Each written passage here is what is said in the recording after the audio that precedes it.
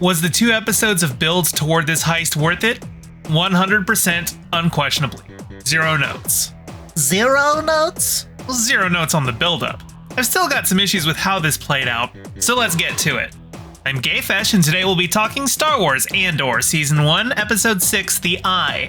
But before we get started, make sure to like, subscribe, and ring the bell. Spoilers ahead. I'm not going to give a blow-by-blow of the heist itself, it's better to watch those things unfold. But I will tell you that if you're hoping for Ocean's 11, you're a few galaxies away from Las Vegas. A big part of the plan was just in the prep work, making sure there were unarmed officers stationed in the vault they could force at gunpoint to load the payroll onto the transport, and jamming transmissions to slow any Imperial response. The actual heist itself feels more like how something would go in the real world. Lots of shouting, pointing guns, taking hostages, and moving fast.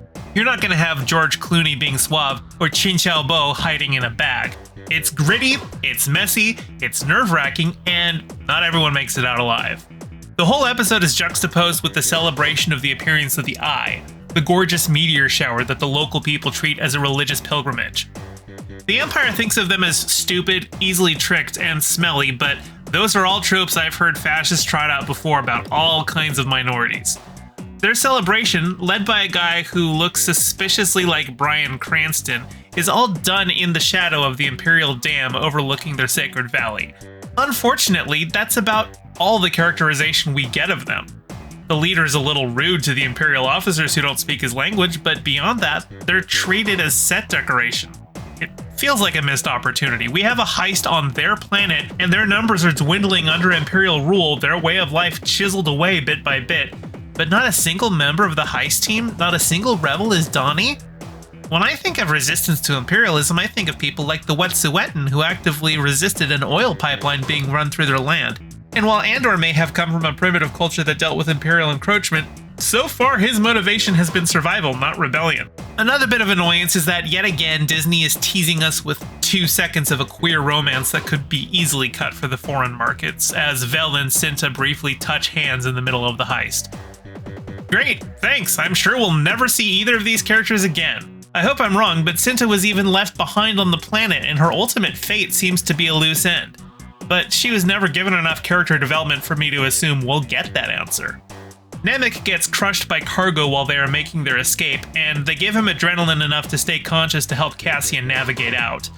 Skeen insists they take him to a nearby doctor, which was a contingency put into the plan, and Cassian agrees, so Vel relents. But it turns out Skeen was just doing that out of selfishness. He can't fly the transport, so he offers Cassian half the money for the 2 of them to fly off, leaving Vel and Nemik behind. Despite Cassian insisting that he was a mercenary just here to get paid and get out, Skeen's reveal that he made up his whole sob story and he was only ever in this for himself rubs him the wrong way, and he shoots Skeen for the betrayal.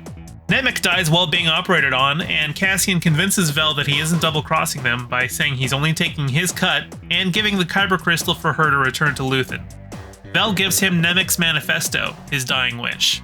Cassian may be in the wind for now, but I think this job awoke something in him. It certainly awoke something in the Empire.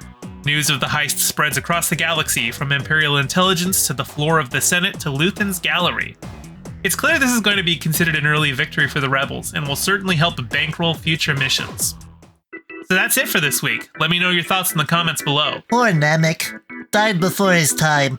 I hope his manifesto becomes a foundational text for the Rebel Alliance. Be sure to like, subscribe, ring the bell, and share the video with your friends. Subscribe to my Patreon to get shouted out in future videos. Check out my Bandcamp for banging tunes, including all the tracks you heard in this video. Follow me on Twitter @GayestFesh, and don't forget to check out my podcast, The Rest of Both Worlds, where I go through Star Trek The Next Generation with a friend who's never seen it. Thank you to all my patrons, with a special shout out to Piftle Cakes and Renee Vorbeck. Your support is greatly appreciated. See you all in the next video.